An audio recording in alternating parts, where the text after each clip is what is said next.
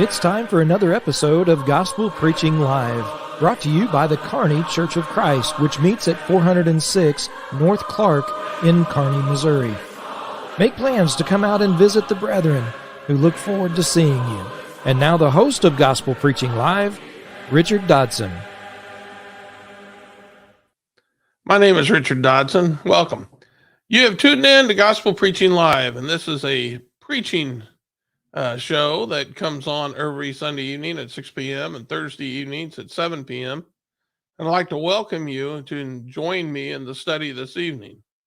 And we pray that you're going to find it in accordance with God's Word. And if you do, well, I pray that you'll help me share this lesson with as many people as possible. Now, if you have any questions about this or anything else that I teach online, you can always leave comments in the comment section if you're watching on Facebook and YouTube. Otherwise, you can call or text me at 816-686-9517. That's 816-686-9517. And keep in mind, I'm in the Central Time Zone. You can also email me at gospelpreachinglive@gmail.com. That's gospelpreachinglive@gmail.com. I'll sure look forward to hearing from you. Today's lesson is going to be centered about marriage, actually. We're going to talk about a profound mystery, and that's what the scriptures talk about, the Lord's church and marriage. And so let's just go ahead and jump into it. If we look at Ephesians chapter 5 and verse 31 through 32, and you might keep your finger on this passage, Ephesians chapter 5, verse 31 through 32 will be the text of our lesson, but we'll be looking at some other passages in Ephesians 5 later on. But notice for our text says, "Therefore a man shall leave his father and mother and hold fast to his wife, and the two shall become one flesh." This mystery is profound, and I am saying that it refers to Christ and the church. Now, this teaching about marriage is nothing new. You probably thinking you've heard this before. And yes, you did. If you ever read the book of Genesis back in the beginning, when God made Adam and tried to find a helpmeet for him and nothing could be found, he took his rib bone and made woman. And in verse 23 through 24, we read, "Man said, This is at last is bone of my bones and flesh of my flesh. She shall be called woman because she was taken out of man. Therefore, a man shall leave his father and mother and hold fast to his wife, and they shall become one flesh." Now, that's not the only place that it's mentioned. We can look at Matthew chapter 19. If you remember when the Pharisees were trying to trip Jesus up, testing him about divorce, because Moses had allowed divorce. And they had come to him in verse 3 through 6 and asked if it's lawful to divorce one's wife for any cause. What did Jesus say? "Have you not read that he who created them from the beginning made them male and female? And said, Therefore a man shall leave his father and his mother and hold fast to his wife, and the two shall become one flesh." So they are no longer two, but one flesh. "What therefore God has joined together, let not man separate." Now, I have used the ESV, and of course it says that God has joined them together, but I think the King James Version uses the word cleave, and I like that word because if you look up the meaning of that word, it means to actually glue things together. And so think about a couple of boards. If you've ever glued boards together, you know that once that wood glue dries, that's like you've created a bigger board, because you just can't pry it apart. Even if you try to separate them, more than likely the boards will not separate where the glue has been holding them together. More than likely there'll be a weaker place in the board that breaks first. But that's what he's talking about when he's talking about marriage. He's talking about a man and a woman, and when God puts them together, and that's the point of emphasis. When God puts them together, they're glued together and they become one. And so, we should always take note of what is said here about when God joins something together, let not man separate. In other words, don't be messing around with something God made. God made marriage. And if he's joining people together, then we better not be sticking our nose in there and trying to interfere with that. So that's something that man has to be very careful about. But needless to say, I'm just using these passages to bring up the fact that that in Ephesians 5, it's just reiterating things we'd already heard from way back in the beginning. This was marriage, and if we go back a few verses and look at Ephesians chapter 5, he's making reference to that very thing, that marriage. But then he goes on and says, this mystery is profound, which actually is the title of the lesson, the profound mystery. But he goes, this mystery is profound, and I'm saying it refers to Christ and the church. Now think about that a minute. He's been talking about marriage, but you talk about throwing a curveball. This is a huge curveball, because all of a sudden when he's talking and describing marriage like we've always heard, all of a sudden he says this mystery is profound, and he goes, Paul says, I'm saying it refers to Christ and the church. How can that be? How can he be talking about marriage and then all of a sudden throw Christ and his church in there? Don't you find that to be an odd thing? Well, I think when we look at the passage, we'll start having a better idea about that. And you know what's most unfortunate is that many people live a long life before they start understanding the Lord's church.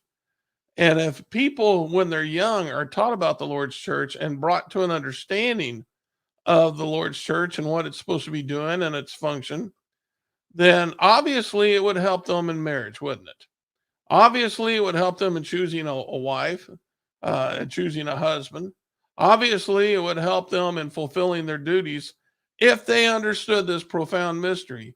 And so it's a shame that people go their whole lives without understanding the Lord's church, because it would help them in their marital problems. And we live in a country today. Well, you know, we don't even need to talk about the divorce rate anymore, because now nobody's getting married. People don't want to get married. They just feel like they should be together for a while and then split up, find somebody else, like disposable companions. And isn't that a shame? But there for a long time, the divorce rate had been climbing and climbing. Of course, now we're really reaping what we sow with the state of our morals in this country. But needless to say, if we had taught these things as we should have taught these things many, many years ago, perhaps we wouldn't be in the situation that we're in now. And so it's never too late to start. So let's go ahead and start with this lesson, and hopefully you'll agree with me, and you'll listen attentively, and like I said, you'll share it with others, because I really believe from the bones that are within me, I believe this needs to be taught. This really needs to be taught. People need to know about this. Okay, so how is then Christ and his church like marriage? Well, the first point I want to bring up is submission, because that's what Ephesians 5 is talking about. And it starts off, when talking about marriage, talking about submission. Notice what he says in Ephesians chapter 5 and verses 22 through 24. Now we're backing up. So now we're going to get some context into what he's talking about when he's talking about that profound mystery. He says, wives, submit to your own husbands as to the Lord. For the husband is head of the wife, even as Christ is head of the church and his body, and as himself its Savior. And as the church submits to Christ, so also wives should submit in everything to their husbands. Now, I realize that that's in this day and age, that may be a hard thing for a woman to do. But I dare say I don't know of an age when it wasn't a hard thing for a woman to do. That doesn't mean that it's not commanded, because it obviously is commanded. And it is something a wife needs to take into consideration before she even agrees to marry somebody. That this is something the Lord expects. But notice the comparison. He's saying, wives, submit to your husbands as the church is submit to Christ. Boy, there's a lot there that we can unpack. Think about the ways in which the church submits to Christ. And that's the way that a wife is supposed to submit to her husband. And we got a clue about this in 1 Peter chapter 3 and verse 1 through 6. Notice what Peter says. Likewise, wives, be subject to your own husbands, so that even if some do not obey the word, they may be won without a word by the conduct of their wives when they see your respectful and pure conduct. Do not let your adorning be external, the braiding of hair, the putting on of gold jewelry, or the clothing you wear, but let your adorning be the hidden person of the heart with the imperishable beauty, a gentle and quiet spirit, which in God's sight is very precious. For this is how the holy women who hoped in God used to adorn themselves, by submitting to their own husbands, as Sarah obeyed Abraham, calling him Lord, and you are her children if you do good and do not fear anything that is frightening.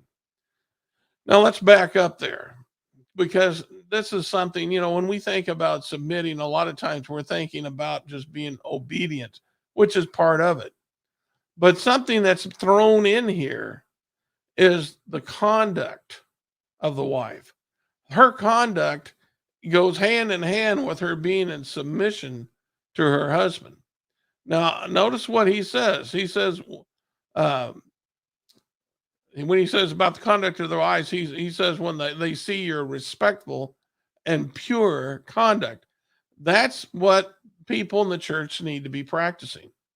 The church needs to have respectful and pure conduct, because that's what the wife is supposed to be, in being in submission to her husband.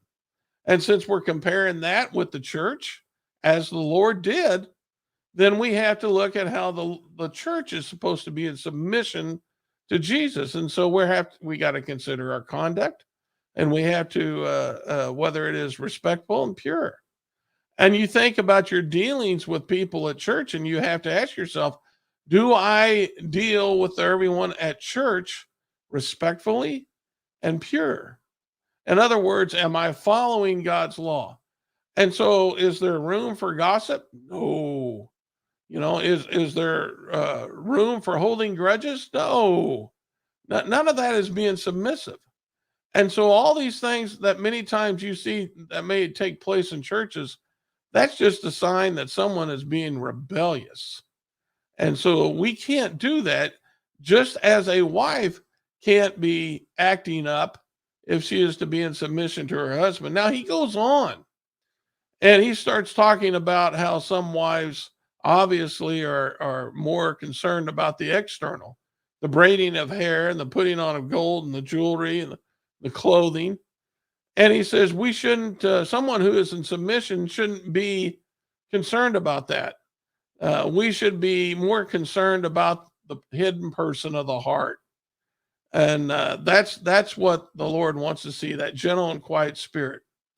And then he goes on to describe that that's how Sarah obeyed Abraham. And so we understand then that Christians in the Lord's church, they have to be that way as well. We need to have more of an emphasis on the things of the heart than the things that are external.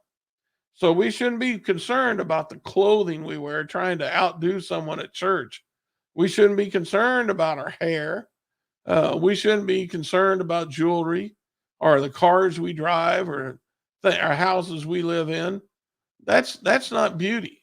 What is beauty and what is submission is that quiet spirit, that gentle and quiet spirit. And so you can see we learn a lot then about submission just from doing a little bit of a study in the Bible. Now, we won't stop there. Go to Acts chapter 15. We're going to see how important submission is to the Lord's church, because there was an incident that came up. There was some who were troubling the church about circumcision, and the church was very concerned about it, and there was much debate about it. And if you read Acts 15, 1 through 3, what takes place there is that it says Paul and Barnabas and some of the others were appointed to go up to Jerusalem to the apostles and the elders about this question. And it says, and so being sent on their way by the church. Now, why am I even bringing this up? Because it's important for you to know this is the church seeking authority. They wanted to make sure they were submitting to God. And so the wife then, since the comparison's made, that profound mystery is made with the Lord's church and Jesus, the wife then should also be seeking authority. She shouldn't be looking to make her own rules. She should be finding out what her husband wants. She should be seeking authority just as the church sought authority. So I hope I'm showing you how, with a little bit of study, we can do a lot of learning when it comes to marriage by studying the Lord and his church. For instance, another good example is Revelations 2, 1 through 5. We learn about the church at Ephesus. Now, the church at Ephesus did everything right. I mean, when he describes them here, um, and let's just go ahead and read it. To the angel of the church in Ephesus, write the words of him who holds the 7 stars in his right hand, who walks among the 7 golden lampstands. And notice what he says: I know your works, your toil, and your patient endurance, and how you cannot bear with those who are evil, and have tested those who call themselves apostles and are not, and found them to be false. And I know you are enduring patiently and bearing up for my name's sake, but you have not grown, and you have not grown weary. But then he says this: I have this against you. Now he's talking about the church in Ephesus. They're doing everything right. So is it possible for a wife to do everything right in submission to her husband? Yeah, there's a problem. Jesus said this: I have this against you because you've abandoned the love you had at first. The lack of love. We still, even though we're looking to be in submission to our husband, we got to love him. And so when we consider what 1 Corinthians 13 says about love, we know that we're nothing if we don't have it. It doesn't matter what you do, you're nothing. And that's what we're seeing here with the church at Ephesus. And that's the judgment that's coming down from Jesus. And so it's important then, when we're thinking about submission as a church submits to Christ, when we're thinking about the wife submitting to her husband, she has to consider that she still has to love him. She can do everything right and not love him, and that's not going to do her any good. She still has to love him. Let's look at some more. Let's talk about, he goes on in our passage from our text, and he talks about love, the love that a man has for his wife. And I'd like to bring up some points about that. If we go back to Ephesians 25 through 33, remember, we're still in that same context. It's earlier than the text of our passage, but he's again describing marriage as he's going to bring it in and talk about Jesus and his church. He says, husbands, love your wives as Christ loved the church and gave himself up for her, that he might sanctify her, having cleansed her by the washing of water with the word, so that he might present the church to himself in splendor, without spot or wrinkle or any such thing, that she might be holy, without blemish. In the same way, husbands should love their wives as their own bodies. And he who loves his wife loves himself. For no one ever hates his own flesh, but nourishes and cherishes it, just as Christ does the church, because we are members of his body.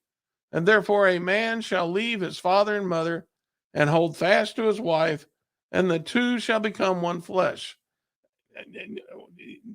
Think about it. What God's joined together, let no man put asunder. Why? The same way, when you're baptized into Christ, the Lord adds you to the church, and the church is the body of Christ. You're one with Christ. He goes on and says, this mystery is profound, as we've already read, and I'm saying it refers to Christ and the church. A little more down here I want to read. However, let each one of you love his wife as himself, and let the wife see that she respects her husband. Okay, now there's a lot here, and we're going to break this down even more like we did earlier. But what I want us to notice is the fact that, the man has to love his wife exactly the way Christ loved the church. And of course, we understand that Jesus was willing to sacrifice himself for the good of the church, to save the church. And so when we're talking about our families, the men have to understand that if somebody's head's on the chopping block, theirs is first. They have to be the one who is willing to stand up and be sacrificed. That's their job. I was in Yellowstone one time with my wife, and she just likes to walk everywhere. And we went into some of the deepest part of the woods up there in Yellowstone, and I was getting scared of grizzlies. I'm just scared of bears. I don't like bears. But we were in grizzly country. I mean, we were out in the thicket, and I could just see one popping up. And in my mind, I knew this passage. If a grizzly popped up and started to attack us, I was going to have to stand between the bear and my wife, and the bear would eat me while she got away. And I didn't want to be eaten. And I would tell my wife, please don't let me be eaten. She finally started going back to the truck when we saw a bear claws had marked a tree stump, and they'd gone into the wood quite a ways. And she thought, well, maybe we better go back. And I'm like, yeah, maybe. I'd like to stick around here. But I know it's a silly example, but that's what a man has to do. He has to watch out for his wife and willing to sacrifice himself. But that wasn't the only way that Jesus loved his wife, through sacrifice, or the church. That wasn't the only way he loved the church. There was other ways in which he loved the church, and he mentioned it here through nourishing the church. And so there's other ways in which this love is manifested that we have to be willing to do. One such passage in 1 Peter 3:7, when it says, likewise, husbands, live with your wives in an understanding way, showing honor to the woman as the weaker vessel, since they are heirs with you of the grace of life, so that your prayers may not be hindered. We can't burden our wives, even though they're to be in subjection to us. They're not a man, and they can't perform all the duties that a man can because of their strength. And so we have to understand they're weaker than men. Now, the Lord shows that same type of understanding with us. Jesus lived a perfect life. We haven't. And we're weak. And Jesus made note of that when he said the spirit's willing, the flesh is weak. But we have to also understand that Jesus watches out for us. 1 Corinthians 10:13 talks about how he doesn't allow us to be tempted beyond our ability. And with that temptation, he's going to provide a way of escape. So you can see then that he's showing understanding to us in that way. And so we need to be watching out for our wives as well. That's something that's very important. Now, in Colossians chapter 3 and verse 12 through 13, we have another example. When he talks about forgiveness, he says, as the Lord's forgiven us, Colossians 12:13 says, we need to forgive as well. And so from time to time, listen, being in submission's hard. They may mess up. Guess what? Forgive them. When they're sorry, forgive them. That's part of love, is to be forgiving. And so we can't allow that to interfere with our love for our mate. And just as Jesus is willing to forgive us and the church, we need to be willing to forgive our mates. Another example of how Jesus tolerates us is sometimes, we can be very frustrating, just like a man and a woman can have it to be very frustrating with their marriage. And I've heard some people get so frustrated, they feel like they're pulling their hair out. Well, patience is important. And the Lord has shown great patience. And we have examples of this in the New Testament with his church. And so we see then the extent of the patience we have to show. For instance, with the Apostle Paul with the Galatians, they were getting caught up in false teaching. He was not happy with it. He was rebuking them because of what they did. He even goes as far as saying in Galatians 4:11 that he was afraid he'd labored over them in vain. That's how far that's how the extent of his frustration. And with him being inspired and that being recorded, I'm sure the Lord felt that as well. In Galatians 4:18 and 19, Paul said, when I am present with you, my little children, for whom I am again in the anguish of childbirth until Christ is formed in you. So in other words, until he could bring the Galatians to a more spiritual maturity, he was going to have to show patience. Well, likewise, it may be, men, that your wife is having trouble with submission. You're going to have to show great patience as she works to get better at it. And that's not, again, it's not something that's going to be easy, but that's another example of what, how marriage is like the Lord and his church. It's also important to listen to your wife. In John 9:31, we find out that God, it says, we know that God does not listen to sinners, but if anyone is a worshiper of God and does his will, that would be someone in his people in his church. It says, God listens to him. And again, we have example of that in Philippians 1:19, when Paul was talking about their prayers, the church, their prayers for him, and that he knew it was going to turn out for his deliverance. That's Philippians chapter 1 and verse 19.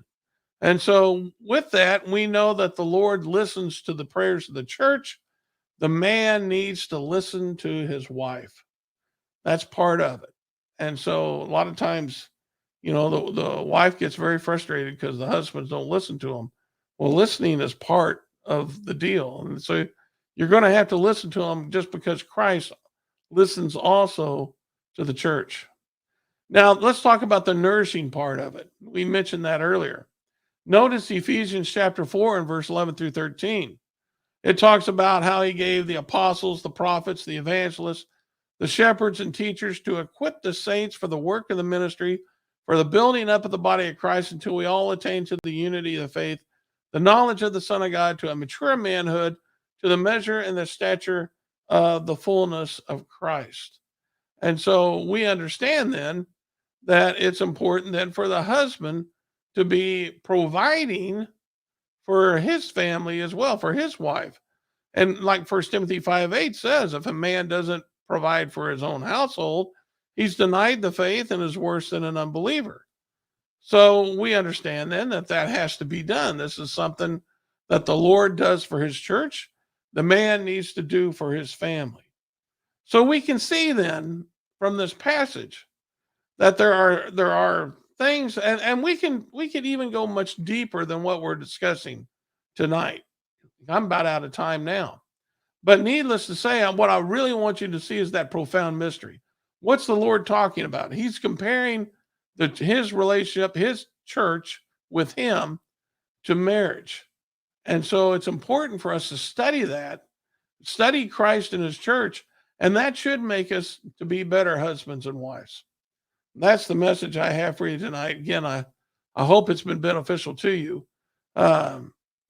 Remember, we can learn much about marriage by understanding Jesus and his church. Okay, that's all I have for you this evening. If you're ever in the Kearney, Missouri area, we'd love to visit with you. You can visit us at 406 North Clark. We meet every Sunday morning at 9:30, 10:30 for worship, and that is Central Time. You can learn all about the church, find directions, whatever, by going to kearneychurch.com.